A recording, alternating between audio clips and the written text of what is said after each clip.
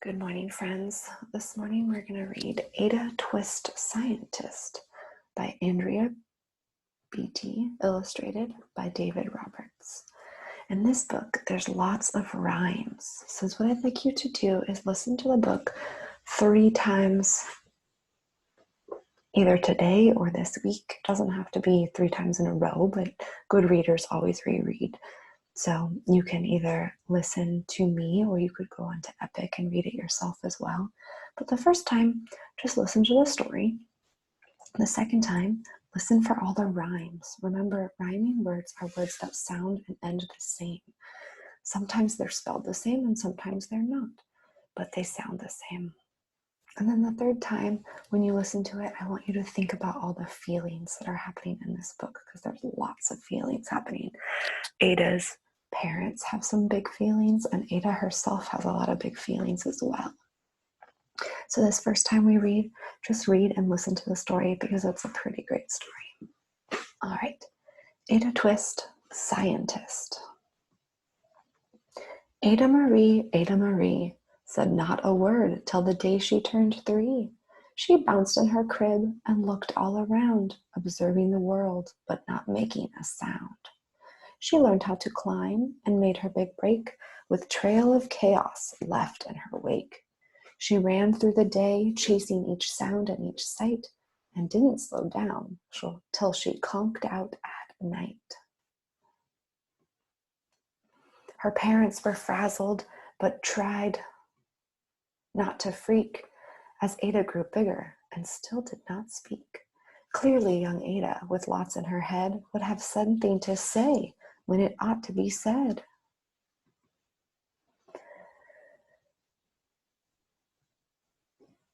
That's just what happened when Ada turned 3. She tore through the house on a fact-finding spree and climbed up the clock just as high as she could. Her parents yelled, "Stop!" as all good parents would. Ada's chin quivered, but she did not cry. She took a deep breath and simply asked why. Why does it tick and why does it talk? Why don't we call it a granddaughter clock? Why are there pointy things stuck to a rose? Why are there hairs up inside your nose? She started with why, and then what, how, and when. By bedtime, she came back to why once again. She drifted to sleep as her dazed parents smiled at the curious thoughts of their curious child, who wanted to know what the world was about. They kissed her and whispered, "You'll figure it out." Her parents kept up with their high-flying kid, whose questions and chaos both grew as she did.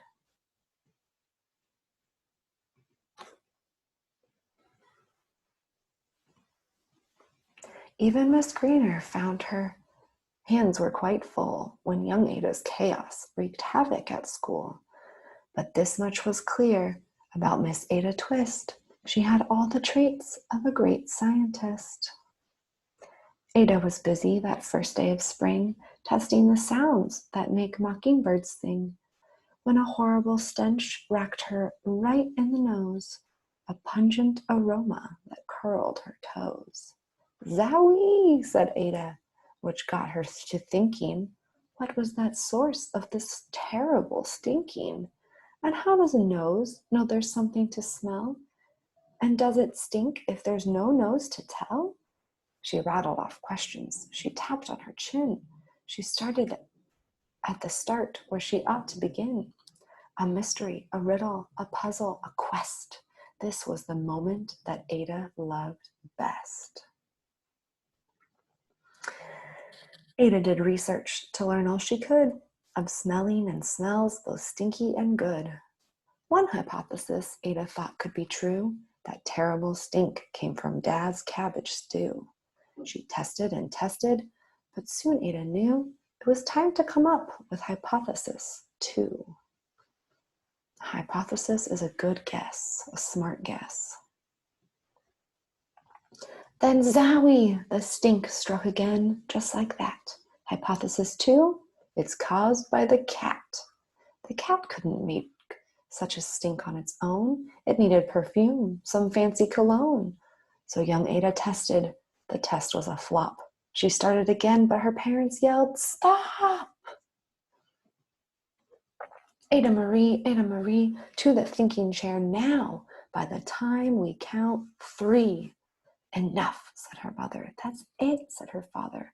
Her parents were frustrated, frazzled, and mad. Why? Questioned Ada. Her mother said, no. What? Ada queried. Her father said, go.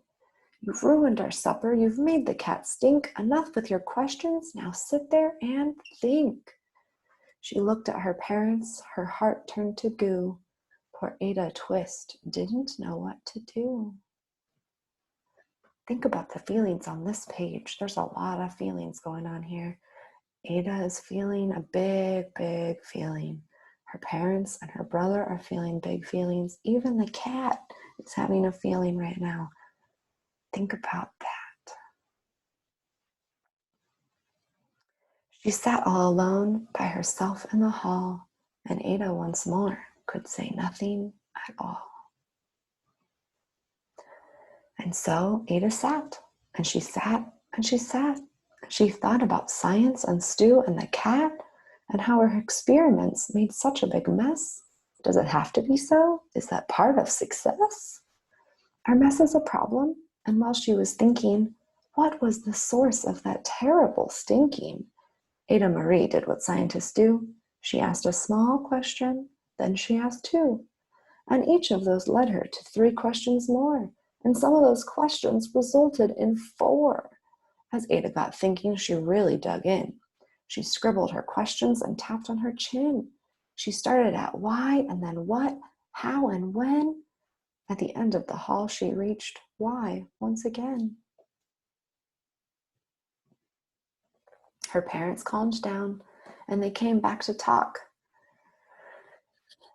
They looked at the hallway and just had to gawk. No patch of bare paint could be seen on the wall. The thinking chair now was the great thinking hall. They watched their young daughter and sighed as they did. What would they do with this curious kid who wanted to know what the world was about? They smiled and whispered, we'll figure it out. Think about how their feelings have changed. And that's what they did, because that's what you do when your kid has a passion and its heart is true. They remade their worlds now that they're all in the act of helping young Ada sort fiction from fact. She asked lots of questions. How could she resist? It's all in the heart of a young scientist. As for that smell and what Ada Twist and as for that smell, what can Ada Twist do but learn all she can with her friends in grade 2? Will they discover the stink that curls toes? Well, that's the question. And someday, who knows? And that is the end of Ada Twist. If you liked that book, there's some other ones you could read as well. And I'm sure we'll read some of them this week too. Don't forget, when you finish a book, you can add it to your avatar, and then I'll see all the books that you read, but you have to push the finish so I know what you have read. I'm going to assign this book to all of you so that way you can read them also. Read it. And don't forget to read it 3 times this week. Good readers always reread. Think about the story, think about the rhymes, and think about the feelings. You don't have to do all of those thinkings every single time, but think about something different every time. It was great to read with you, and I will see you later.